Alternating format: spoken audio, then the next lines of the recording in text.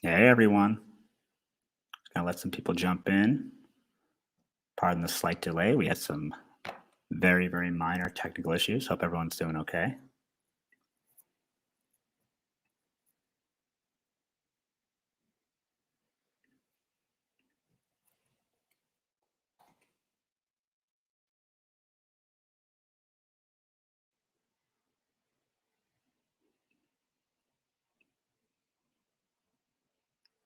I see Unir Gaines has joined us. What's up, Unir?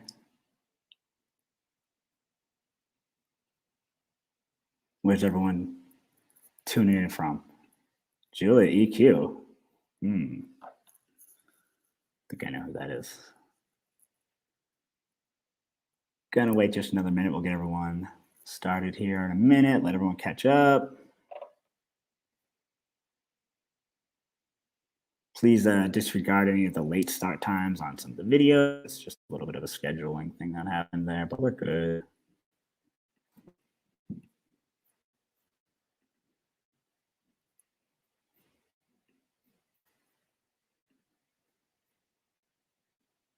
Cool. Well, I think we've given everyone 3 minutes. I think that's enough time. So, hey, everyone. Welcome to our TuneCore Rewards live masterclass. Some of you may recognize me. I'm Kevin Cornell.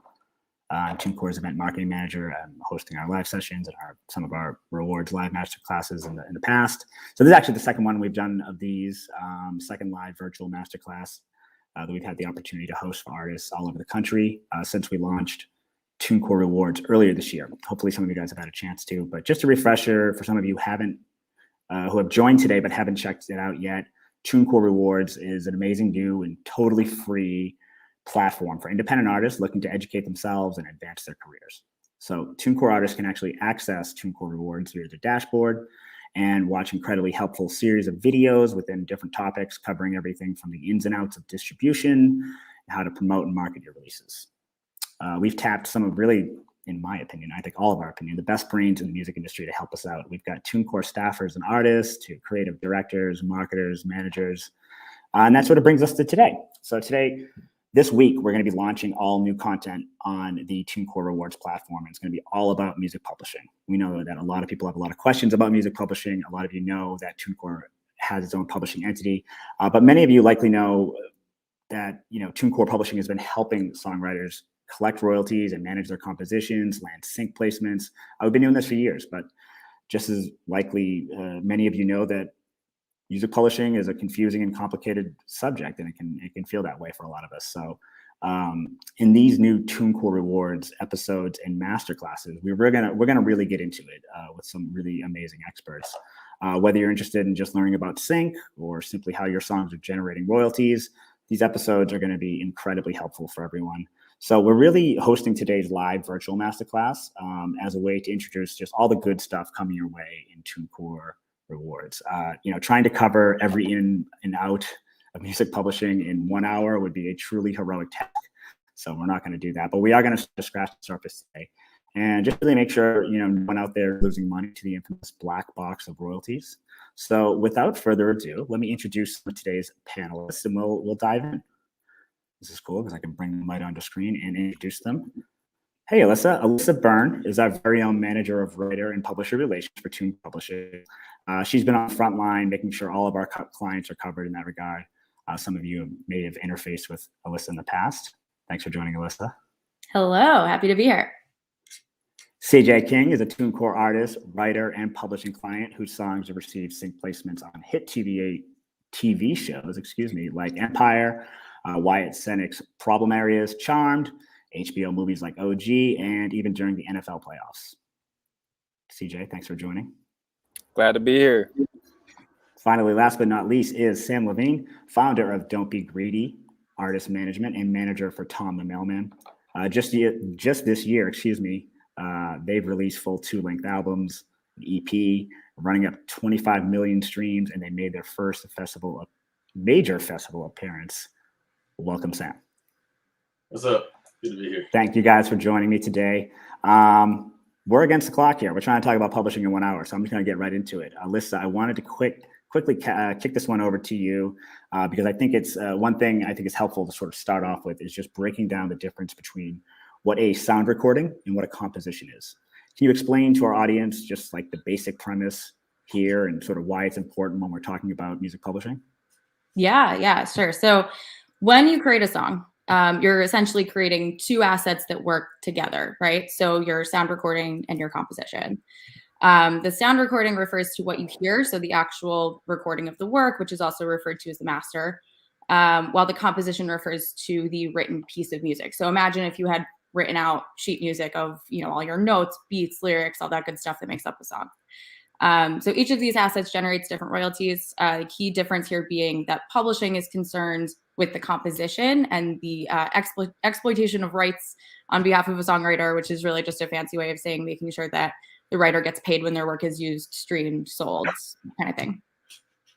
Amazing. So everyone out there dialed in, this is something you got to learn right off the jump. Sound recording and composition, they're two different things. They're so important when it comes to music publishing.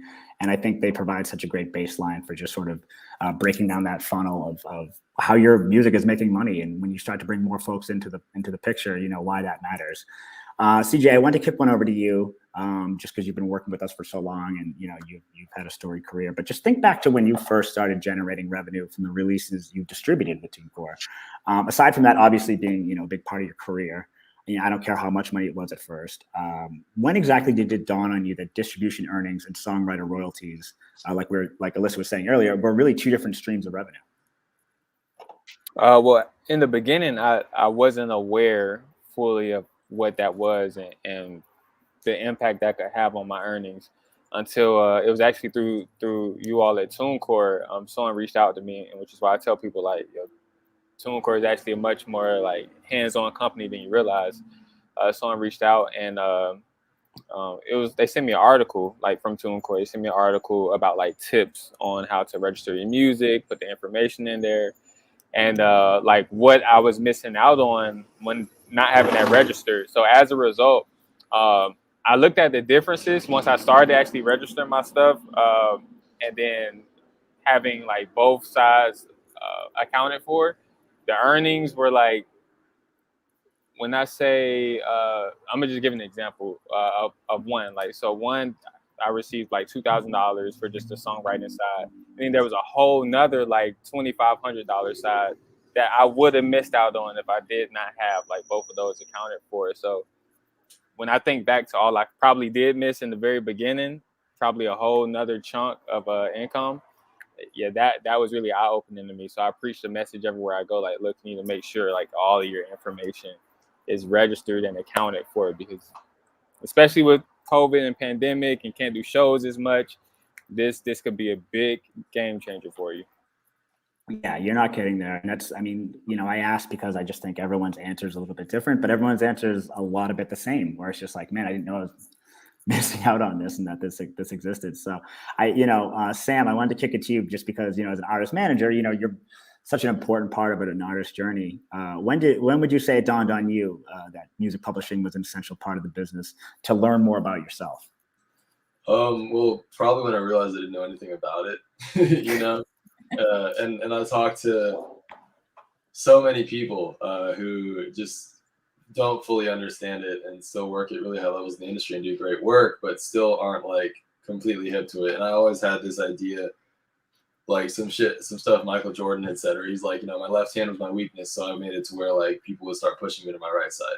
You know what I mean? And that's kind of how I viewed it, is if I identify a weakness, I'll make it into a strength. And it does. Knowledge is power. If you know, it helps you plan farther ahead. If I understand the nuance of a publishing royalty, then when I'm negotiating master side deals, I can be thinking about where this is going to impact the publishing deal down the line or whatever. There's just so many different branches that come from having that understanding. So yeah, it's just as soon as I was anytime I met anyone who knew publishing, I was yo, I need to talk to you for an hour. I wrote a bunch of literally just learned. No, that's real. It's also it's such a complicated subject. I think it's important. It's important to reemphasize that it is a lot of research. It's a lot of time taken to make sure you understand it and understand it well enough to talk about it after the fact, because it's easy. It can go in one ear and out the other. Alyssa, I wanted to kick it back to you because working, on TuneCore's for TuneCore publishing, Can you give us just like a high level rundown? Because you were talking about sound recordings and compositions earlier, but can you just give us a high level rundown of how a publishing administrator functions on the songwriter's behalf in terms of just collection? Totally. Yeah. So there are several different kinds of publishing agreements that you may hear of, or you may hear the term like publishing deal thrown around a bit across the industry. But without getting into all of the different kinds of deals, we are a publishing administrator, right? So, I think it's a more simple and can be more songwriter friendly, especially when you're just starting out. And our job as a publishing administrator, in short, is to protect the interests of the songwriter and like handle your paperwork, right? So that means registering your works at the appropriate collection agencies. For us, that's all over the world, and collecting revenue from royalties that your composition garners. Perfect. And I wanted to ask you that first before I get into what I think is a lot of artists and songwriters sort of first go to when you ask them about music publishing, and that's in the States here, BMI or ASCAP or CSAC. But when we're talking universally, it's really just a PRO. So I know you've experienced this. Sometimes artists just think they're totally covered when they sign up with a BMI or an ASCAP. Can we get this out in the open in terms of what defines a performance in what's known as a performance royalty? Yeah, definitely. I hear this all the time. So part A to this, and I think it's worth stating outright that as a songwriter, you do need to be signed up with a performance rights organization. And the reason for that is they pay you your performance royalties directly whenever your song's performed publicly, which can be a little bit confusing because a lot of people hear that and they think, oh, like I'm having a concert or something. But performance refers not only to you yourself performing live, but then when your music gets streamed on DSPs, which is like your Spotify, Apple Music, etc., played in bars, restaurants, gyms, the mall, all of those public places, your PRO is basically collecting those performance rights for you, right? The other thing that's important to note about PROs is that they're tasked with lobbying for your rights as a songwriter. So they're trying to improve laws surrounding like royalties and rates and things like that so that people are getting paid better. And part B, I think, is kind of, there's this whole other batch of royalties called mechanical royalties, which I know we're going to get into, but PROs in the US don't collect or monitor. So that's where a publishing administrator comes in. So we work with PROs to collect 100% of the revenue generated by the composition, right? So, both performance and mechanical and also sync and micro sync and all that, it's all part of the whole scope, whereas a PRO is only collecting your performance royalties. Cool. I appreciate that breakdown because even as someone who learned about what constitutes as a performance royalty so many years ago, I'm always kind of like flabbergasted at just exactly what qualifies as a performance, and it's easy to get mixed up with all the different ways that we are trying to help artists collect revenue. CJ, just from sorry. CJ, real quick, just from your personal experience, what do you think artists and songwriters out there need to understand better about PROs and what they might be missing out on if they're only registered as a writer without, like Alyssa said, without a publishing administrator? Yeah, so I know a lot of peers and a lot of artists that I'm familiar with, they have typically we think, hey, we upload to wherever and our job is done. Like we made the music, we uploaded it, that's it. But then you wonder why, maybe someone else in the industry gets like these TV placements and they get paid from commercials, whatever the case may be. It all goes back to what I said and what Alyssa said earlier, like that information, making sure your work is fully registered and not just as a writer, because the PROs, they actually use that information to determine who to pay. The last thing you want is to hear your song on a TV show and there's nothing in your bank account. So you want to make sure like that's done. And the biggest piece of information I think that's overlooked a lot of times, without getting into like the weeds of everything, is something simple as updating your contact information. Like if you've moved, because typically when we signed up one time years ago, we never updated regardless of when we move or change something, because that information is vital if they try to reach back out to you to let you know, hey, we need this information, or there's this placement, or whatever the case may be. So I would say something simple as that is one of the big issues. making sure you keep your contact info updated as well.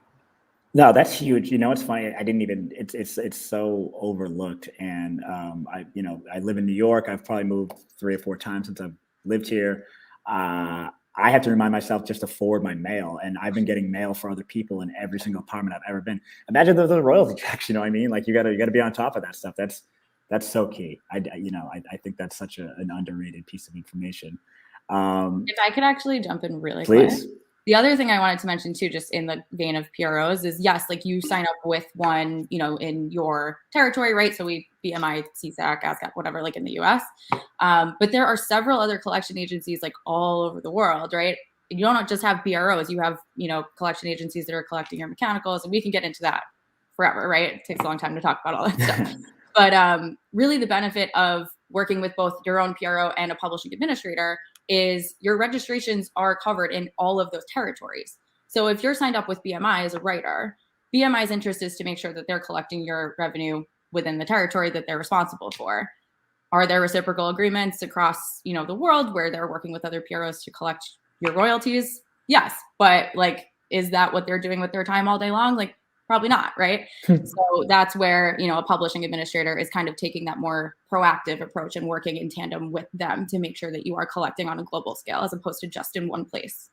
It's a great way to reinforce the representation and interest factor in all of this because, BMI, ASCAP, CSAC, wonderful organizations, but they don't necessarily quote unquote work for you. They're a part of your larger team in the sense that you can register and sign up, and there's some fees associated, but essentially, we're talking a little bit less of representation compared to a publishing administrator. And Sam, again, just so everyone understands the lineup we have here, it's amazing to have an artist and an artist manager because I think it provides such a cool, just high level look at different experiences in the industry. So I wanted to ask you, Sam, just what's a common misconception you found among artists or producers just around the role of PROs in the greater music publishing conversations you're having?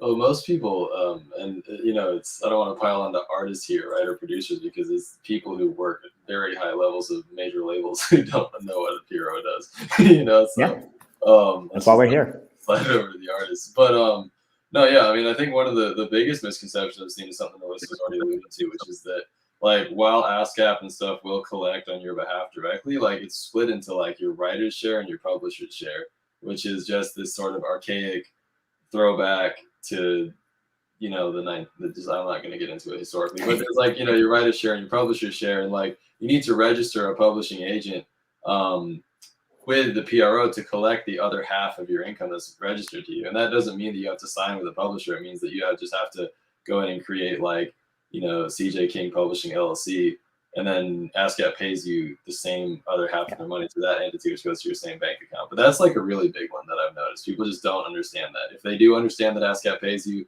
I didn't understand that until I talked to this dude, David Pelham, and he like I said, I talked to a bunch of people, but he put me on a little bit to that, and I was like, oh wow, that is wildly useful for everyone to know.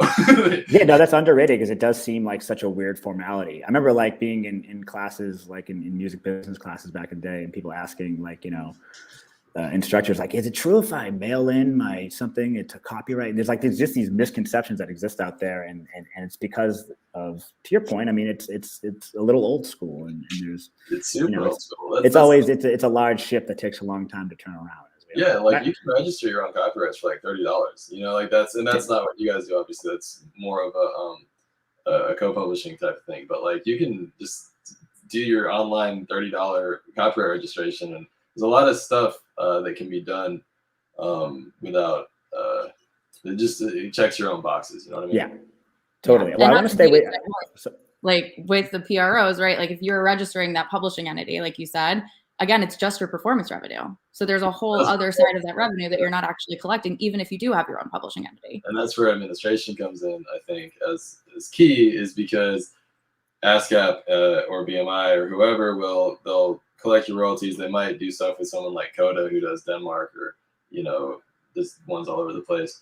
But you kind of need someone to have the infrastructure to go troll through YouTube and troll through and have connections with Spotify and stuff to collect those mechanicals that you're owed via Spotify and stuff like that, because they're not going to track you down. They'll just put it into this big pot. And then you also need people who, like Alyssa alluded to also earlier, are going to have international relationships with different PROs internationally, which all operate under different structures, whether it's like the EU or Asia or whatever. They're all different from each other. They're all different from America. And the better relationships your administrator has in those regions, the more money they'll be able to collect for you from those regions. And yeah, you're not going to have the infrastructure to do that on your own. But a lot of major publishers don't lean into administration very heavily either. And they kind of like, they'll outsource it, or they won't really lean into it as hard. And so you can miss out on like a bunch of revenue, especially if, like, unbeknownst to you, you know, one of your songs winds up on like radio in Sao Paulo for a month and a half, you know, and you didn't.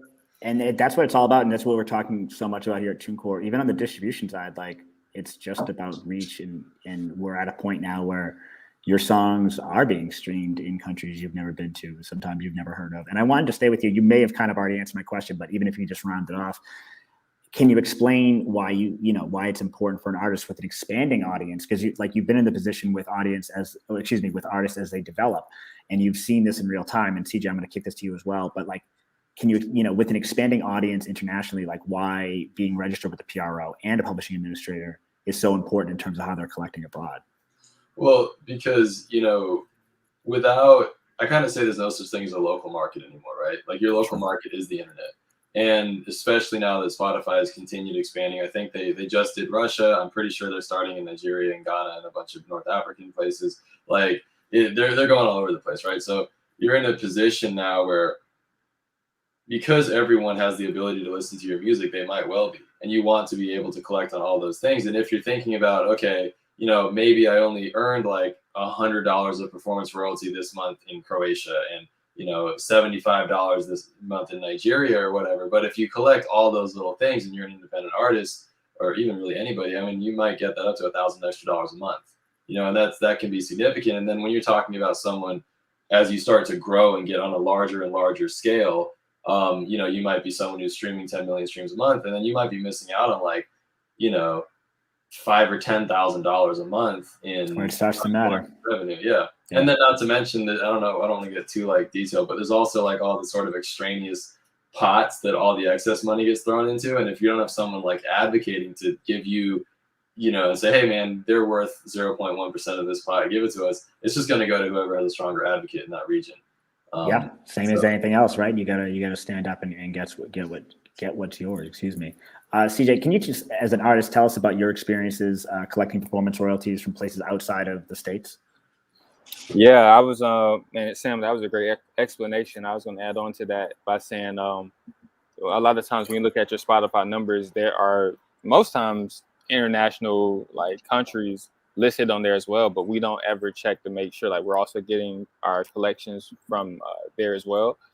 The problem with that is the amount of money you could be missing out on. And it may not be a ton, but it's something. And what happens is it typically goes into like a 3-year holding. The money that's in limbo, they hold it for 3 years, so you can get it retroactively within those 3 years. But they hold it, and then if it's not claimed and they don't know who to send it to, it typically is like sent and split amongst like the major publishers.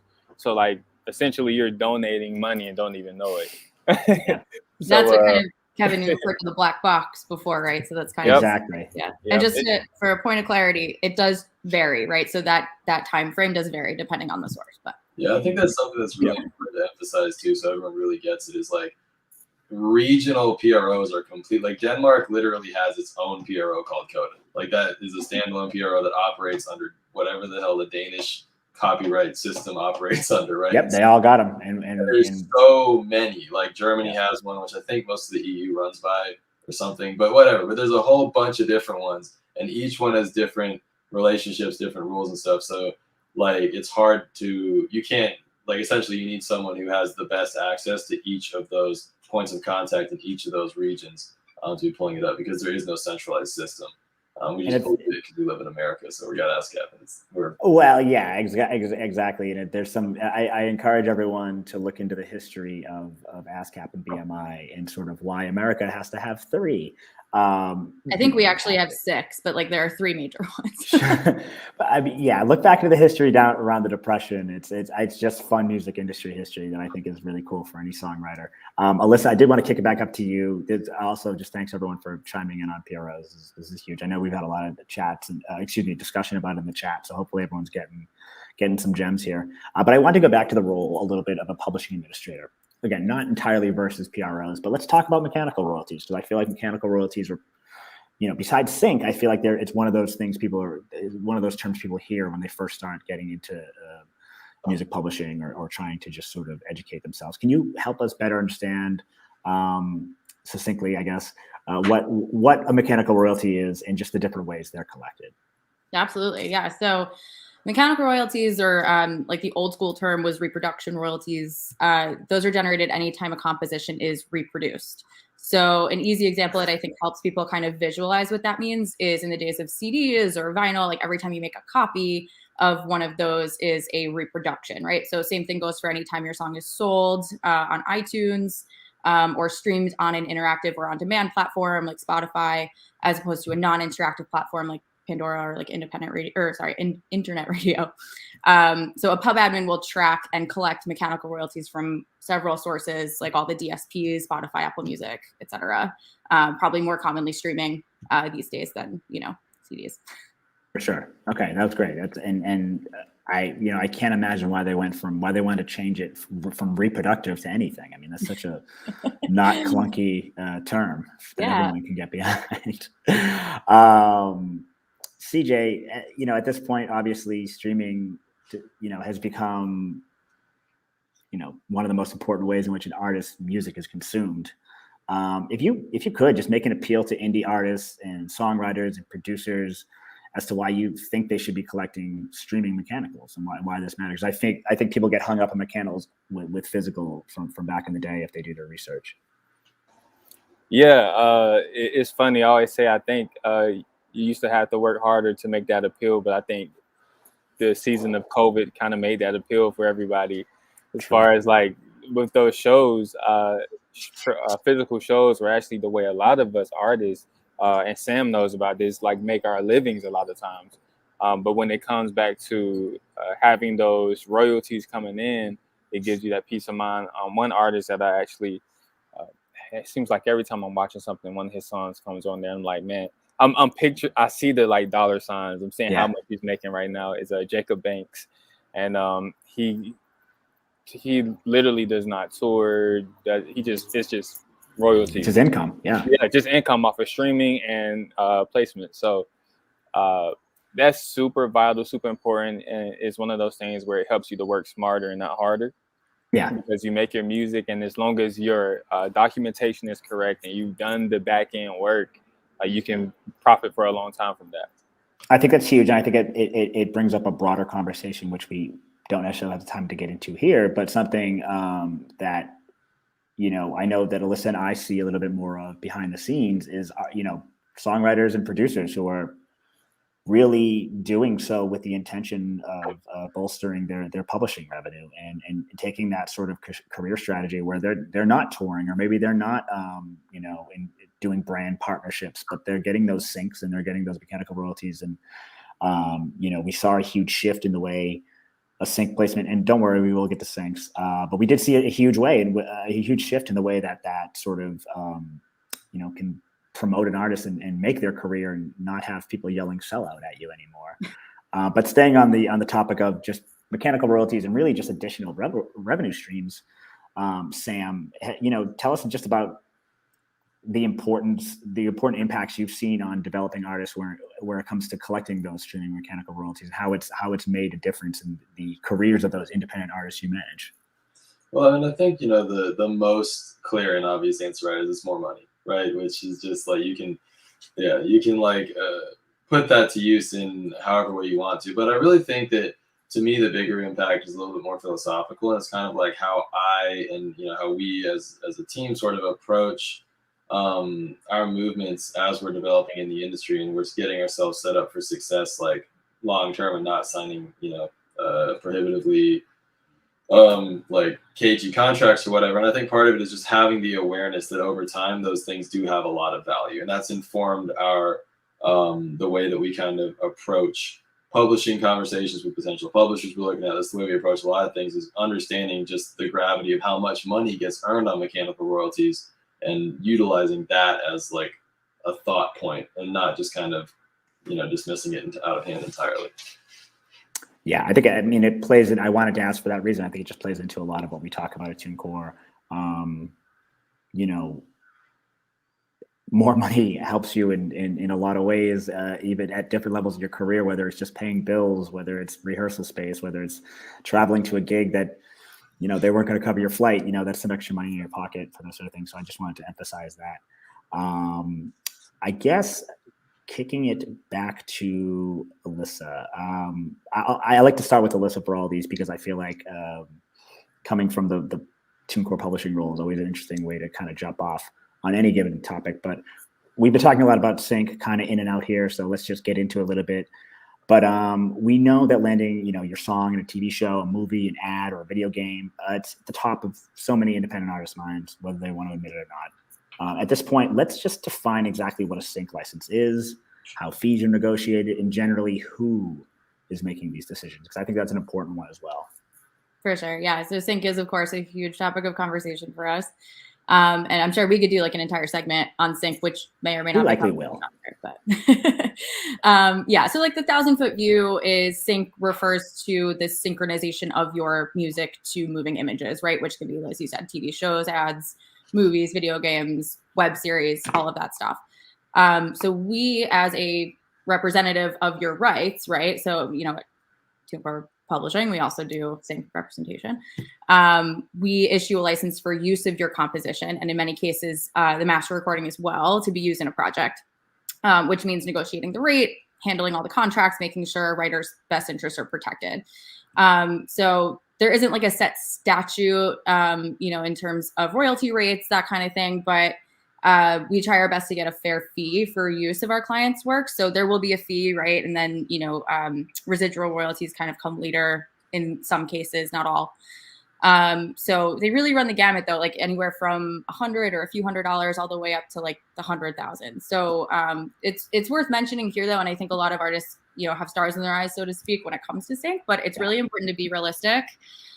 So for example, if your music has a ton of profanity, right? Probably not going to work for a Disney film. So, a lot of sync is curation. It's like making sure that the right kinds of work is submitted for the right kinds of projects. So, it's important to be conscious of what you have and what it will work with, and how that will play on the table when it comes to sync. In terms of who's making those decisions, there's a role called a music supervisor, right, on the visual project. So a TV show will have a music supervisor who is deciding what kind of works, works refer to the songs, by the way. What kind industry of jargon? Yes. What kind of songs will work for what they're trying to do. And it's kind of on us as people who have our hands on the music to say, okay, well, this is the brief from them. They're looking for jazzy, upbeat, whatever, and like pitch appropriate music, right? So to kind of answer who's making those decisions, it's ultimately a music supervisor on the project. But it is, us actively going through our catalog and listening to things and making the right matches that we think will work. Huge, right? I think music supervisors, I think that's become a more common title these days, but I know that, it's super important. And I know folks, to Alyssa's point, I know we could do a whole another hour about this, and likely will soon, just as a refresher. But it is about sort of fostering those relationships. It is about making sure, to Alyssa's point, that your songs are a good fit for what you're looking to get involved with. But I have to ask CJ King, our sync representative here in the house. CJ, you've had some really awesome sync license placements via TuneCore at times. Just tell us what it was like to land these, and did it change the way you looked at the possibilities of music publishing? Did it play a way, and did it play a role in like how you started writing moving forward? Just get into it with us. Yeah, for sure. It changed really my whole approach. What I love about, uh, especially working with TuneCore, is that the placements don't always have to be from like your most recent project. Like I've had some even this year from like a song in 2015. Like that's the beauty of it. So as long as you're actively like really, we would love for you to be actively doing music, but even if you're not actively doing it, but your music is still posted, like there's a chance that it can be placed. For me, it changed everything. I remember the first time I got my placement, uh, I just happened to be in bed and I checked my account and it was like $6,000 in there, and I was very confused. I was like, something just happened. Like, I think I stayed up all night just staring at it to make sure it didn't disappear. I thought it was a fluke. So I stared at it all night and then it stayed. So 24 hours. I gave it a good 24 hours. Then I was like, okay, this might be legit. So I actually reached out. I wanted to make sure it was mine. So I reached So out. honest. So I would have been like, withdraw. right. Oh man. I reached out. You'd be watching the NFL playoffs. playoffs and you'd hear your song, you'd be like, hold on a second. Right. Yeah, that was actually even that was another thing. I didn't even know at the time that was about to happen. And so when it happened, sorry. No, you're good. We're live. That's the beauty of live. Yeah, so when it happened, actually my parents and I were watching the game and it came on a commercial and we were all looking like, yo, okay, cool. Let me go check my account real quick. And so it was great to see that, but it really changed my mindset to start writing more so. I wrote differently. Yeah. A lot of people always ask me like, how should I write to get placements? And I don't know if that's a later question, and I have to. I mean, you know, it's tough, right? Like, it's like I keep saying, like, sync is one of those topics, and it's so high interest. You know, writing for sync is its own topic. I mean, you know, like it is. You can totally gloss over in terms of like how it changed your writing style. We're totally open to hearing about that. Yeah, so I could talk about this all day, so I just do a brief one. So one of the things that I started doing was actually creating moments with my music.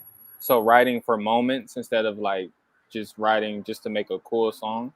Sure. So now when I create something, I write it with a vision in mind of, hey, this song could be perfect for this scene of like a breakup, right? Or this song would be perfect in the scene of like a father reuniting with his son or whatever the case may be. Like I'm very specific about what I write for. And that makes it easier for the music supervisors because a lot of times that's what they look for, something that creates a feeling. And so that's what I write for now. That's cool. And because I think even it can be put as simply as like what you're talking about. Like when I'm writing, I'm thinking about versus what I think we all tend to hear more often from whoever we're talking to or working with is after the fact, oh, you know, this would be good in XYZ, which is great. Don't get me wrong. It's still valid, but it is a totally different mindset. And I think that's great. So thank you for sharing that. Sam, I wanted to ask you just in terms of, you know, I'm sorry, Alyssa, do you want to jump in? Sorry. Yeah. No, please. Really quick. I think it's just important to note that like, it's not one size fits all for that kind of idea. Right. So like first that working for CJ, like that's awesome. And it does work for a lot of people, but authenticity is the name of the game. Right. So if you're writing for sync and like, that's your niche and like, you're really good at it, like that's awesome. And like, you know, I would encourage people to like try their hand at anything that they want to try their hand at. But I think as long as you're writing music that feels like you, like that's what comes through the most when, you know, things get placed. Right. So just write, I would say just write what feels good for you to write, you know, like there's no kind of secret sauce for sync. I think it's really important to just maintain your own authenticity as a writer. Of course, it's important to caveat that with we're hearing this from someone who has experience landing sync placements and yeah, that's so true. And you know, I think authenticity reigns supreme in pretty much any conversation we have when we're talking to independent artists. For sure. But I did want to sort of check in with Sam just in terms of like how important sync strategy is for his clients. You know, so Sam, do your artists, do they write with sync in mind? You know, do you want to sort of weigh in on how you network and build relationships with music supervisors organically? Yeah. So one of the things, so the biggest thing that we've gotten so far is I got Taj on Euphoria the Christmas episode last year. And that experience just taught me a lot, right? That was amazing. It's a really big placement for us.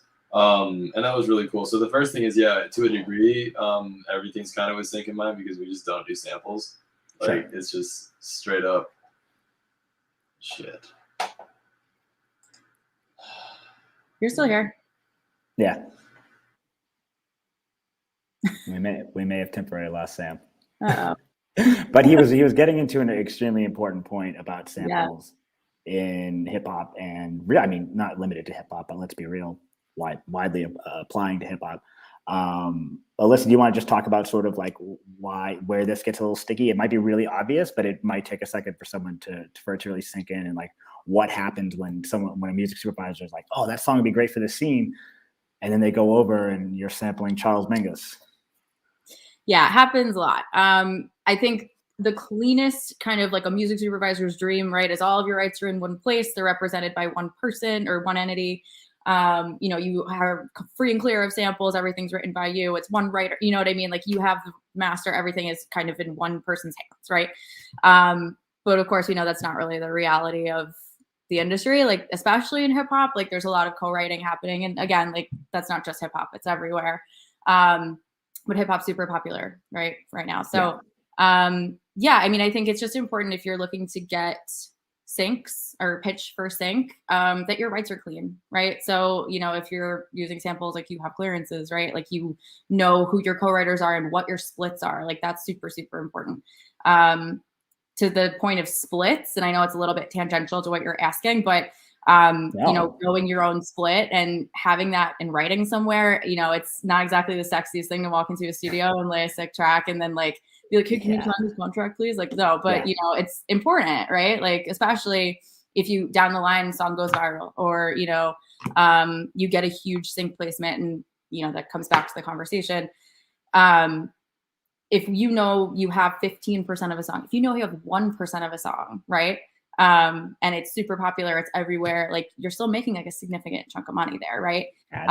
So yeah, I think splits, super, super important. Get a split sheet. It doesn't have to be fancy.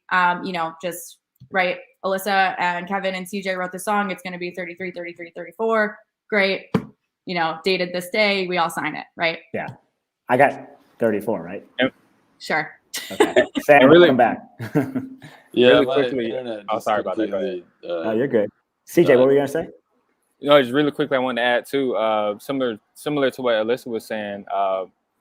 Of course, it can sound really easy, like the way we can make it sound like to get a sync, but it also comes, just like she said, my success came after I kind of knew my style. And so the music supervisors know what they're getting when they go to you for certain things. So to kind of reaffirm what she's saying, like make sure this is after you've kind of established your sound and you've kind of got your niche or whatever it is, like your trademark sound. So they know what they're getting when they go back to you. So that's a great point. I mean, that's actually a really great way to segue back to Sam. Sam, we lost you, but you were good for a second. But actually, you helped us. First of all, we're all consummate professionals, so we can improv. But you had mentioned samples, and so we kind of got into why that matters. But what I was hoping to just get from you on that last topic was just sort of as an artist manager, how you're building organic relationships with music supervisors, because CJ sort of talked about how as you start to land syncs, they sort of start to know what to expect from you. But how do you get that conversation started?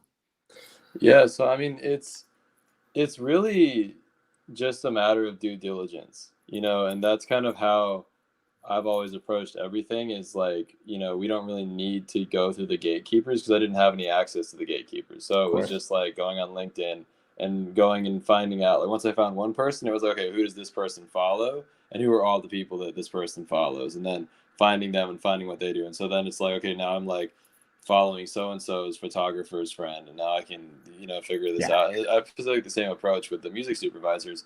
And it's like going on IMDb and finding out who does what. And with us, it was, I sent an email to one of the women who was the doing the soundtracking for Euphoria. And I was like, we'd love to be on here, blah, blah, blah. And then like 2 months later, just got an email saying, hey, you're going to be on Euphoria. You know what I mean? And that was just amazing. And then I did want to also add one practical thing too, which I got into, is one of the most important things, especially if you get an opportunity like that, is making sure that their job is as easy as possible. You need to have a song that's completely cleared. Like if you and your homeboys made a song that you got a YouTube beat off of and use that and stuff like that, like it's not going to fly. It has to be. So you need paperwork for everything. You can't, if you send them one thing and you're like, oh, I don't have the paperwork for this, they will stop replying to you. Yeah, it just goes right out the window. They're not going to, it has to be something that you have all the paperwork for. Everything's cleared. You know everyone's IPI number. If 4 people produced it, you know all their IPI numbers, everything. And that's how you'll get it, because then you're sending this to them quickly, easily. Boom, done. Everything's registered. The song has to be registered, all that stuff. And like I swear, you know, you're going to be sick if you get that opportunity to go on Euphoria and it's like, oh, well, I can't get in touch with the dude who did this, or I bought it on BeatStars and he did like a non-exclusive license and 300 people have it and HBO won't touch it.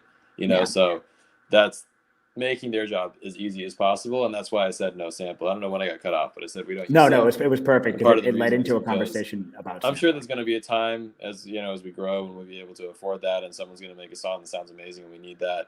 But for now, on Tom's last album, we actually interpolated Everlong by Foo Fighters, which they cleared, which was cool, but it was a little bit hairy for a second. You know what I mean? You don't ever want to repeat that experience again. You know, so that's kind of why. It's just so we have all of our stuff controlled when we're talking to those people, and there's no variable factors, because also copyright owners can they have a right to negotiation. So if everyone has a right to say, oh no, we don't want this money, we demand $20,000, and they're like, oh, okay, well, cool, we'll see you later.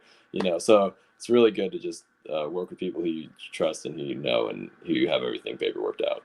Yeah. Added benefit too of having, you know, a representative do this stuff for you, as opposed to you trying it yourself, especially if you're just starting out, right? Like Sam has a lot of experience with this, but you know, a lot of the time, like you want to make sure your contracts are not like exclusive for 100 years. So you can never pitch that song to anyone else, right? You know, there's like terms that you want to really be aware of, and having a sync rep allows you to really make sure that you're not getting got, basically, right? One good thing to interject there, just sorry to cut you off really quick, Alyssa, but if you're an artist and you're getting your paperworking a beat, make sure that beat's a work for hire, so that you own that beat. You own basically the master of that beat that you can use. The producer still has a right and an ownership of their copyright contribution, but you have the ability to say, this is my beat, and like I can do whatever I want with it, as long as on the copyright side the producer signs off on certain things that are necessary from that perspective. Yeah, so work for hire is like level 201. Yeah, I can't tell you how excited I am when like points round out over the course of a conversation, and like we've come back to paperwork like 5 times, like the importance of updated paperwork and the importance of representation. So that's great. I wanted to, before we do Q&A, I just wanted to kick one over just to make an appeal to some folks who are watching. So CJ, I wanted to ask you personally, you know, if you can just offer any quick advice that you have for any artists tuning in who are looking to break their songs for sync. Man, I got to go back to what Sam said when it comes to that paperwork. I've experienced it firsthand of getting a big placement and then going back to realize, oh no, the paperwork says such and such. Especially if it's an older song, you want to make sure you go back and make sure, like, okay, cool. Does this have to split 50-50 with the beat producer, or is it just don't allow a song to get placed when you pay like $15 for the beat, because most likely something's gonna come back. So that's the biggest thing, is do your due diligence when it comes to that contract. Like read and ask those questions. $15 might get you a great new relationship, but it's not going to get you a sync probably. And Sam, really quick before we start diving in some Q&A, I wanted to go more to the pub administrator side, and just as an artist manager, make an appeal to some of the folks watching why up and coming independent artists should just begin taking the role of a publishing administrator more seriously.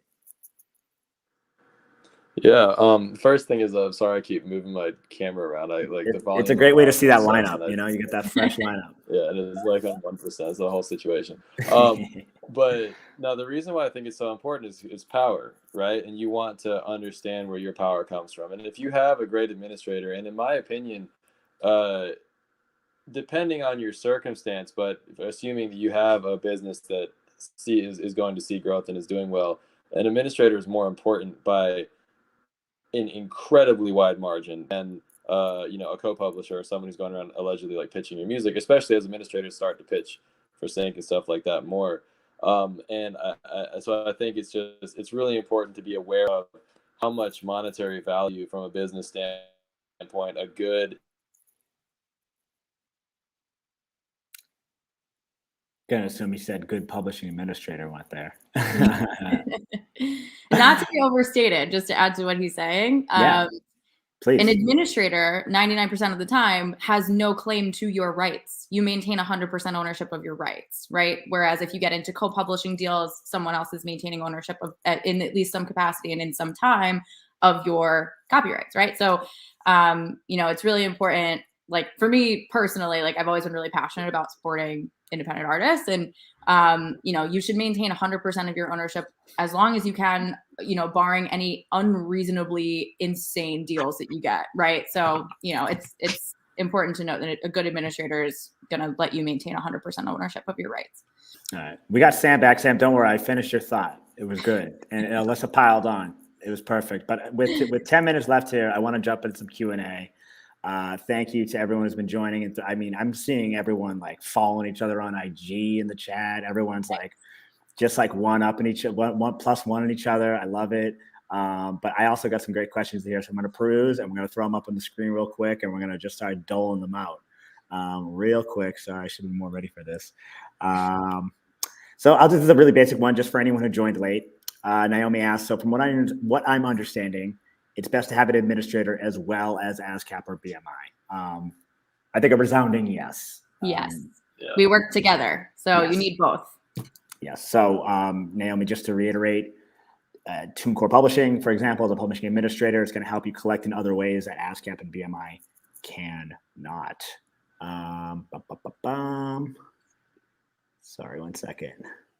Someone asked about the legendary Harry Fox agency. If TuneCore, Jamil asked, if TuneCore collects your royalties on behalf of your publishing company, should you still have the Harry Fox agency collect on your behalf too? Alyssa, I was going to kick that one to you.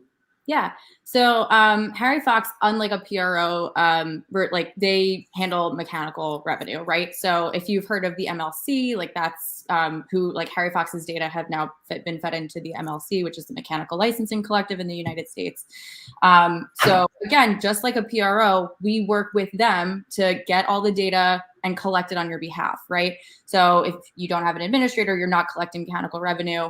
And, we work with Harry Fox, the MLC, other mechanical revenue collection agencies all over the world to not only track your kind of traction, right? All the streams and things that your song is doing, but then collect the royalties that are attributed to that traffic, right? So to answer the question, we work directly with them and collect from them on your behalf. HFA, people, get familiar. Also, sorry, really quick. Important to note as well, if you're already signed up with ASCAP BMI, if you're looking into like the MLC, et cetera, you do not yourself need to go and register at these organizations if you have a publishing administrator. Like that's why we're here. You send all of your information to us and then we register it on your behalf across the board. So it's actually not a great idea at all to try to register things yourself, because if they're getting 2 registrations of the same work, it gets thrown into contention and then we have issues. So if you do have a publishing administrator, or you want one, like that's their job, right? That's what we're doing for you, registering the works across the board. It's one of my favorite things. Administration is one of my favorite things in the industry because it's a very clear-cut service. It's like I could go register every song with Harry Fox and with every PRO all over the world and with everything and with collect on YouTube and just everything that I could possibly think of, and then monitor all that and then deal with it and account it and dispute it and all this other stuff and try to get black box royalties. Or I could just give an administrator 15% to just handle all that for me. So that's why I love it. It's just a service. You know what I mean? And there's degrees by which people do it well and do it poorly. And there's not a lot of things like that in the industry, I think. Yeah, and if you try to do all that yourself, you low-key wouldn't be able to eat or sleep. Yeah.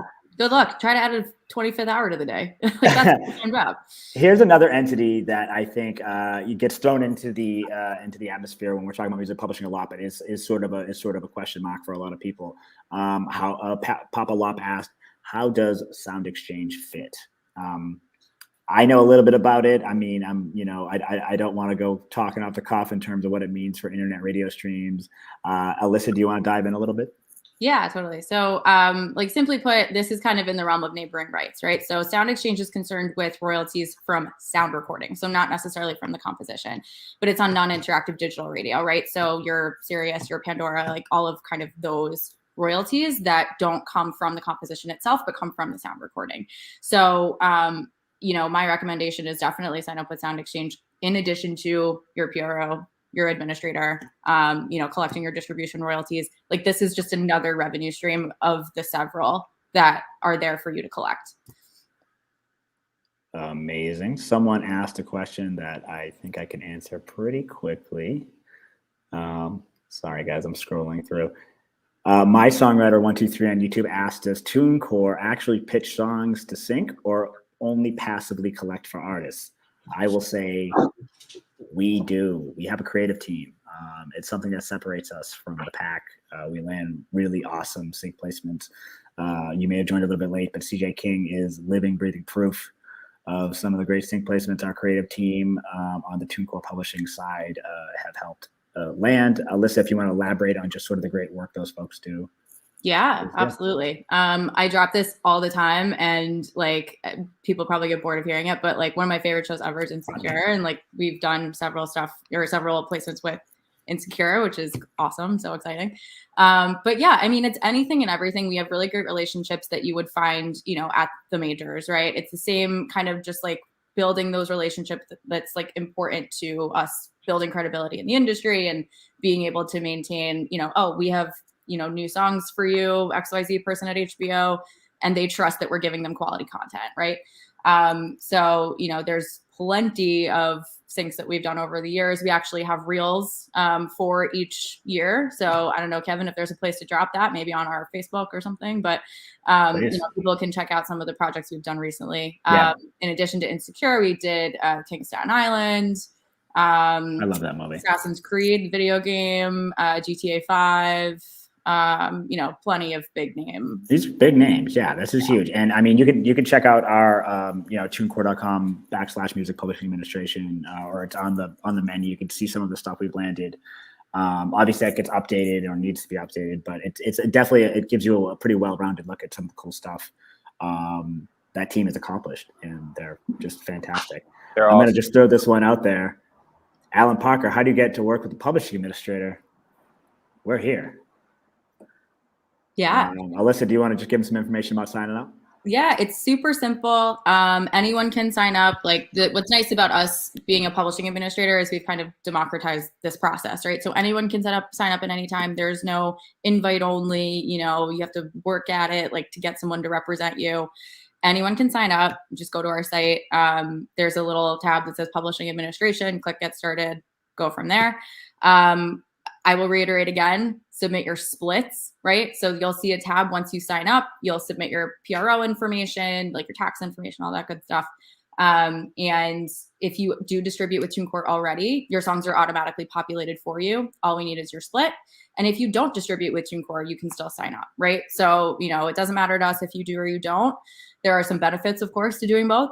But, you would just insert all of your song information, including your ISRC number, your release date, your co-writers, all that stuff. Data is really king when it comes to music publishing, so that we can accurately match, our registrations to where your songs are getting played, and collect everything that we can for you, right?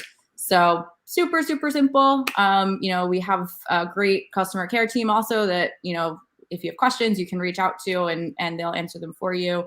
But the sign up process is very easy. And I think, Sam, you mentioned we have a 15% commission rate, which for an administrator, I think is the lowest in the States, as far as. It's usually 50-50 if you're signing a deal. Yeah, it can be 50-50. And not only that, you're 50-50 of your rights as well, right? So 15% on the royalties we bring in. We don't touch anything else, like distribution revenue wise, your writer share from your PRO.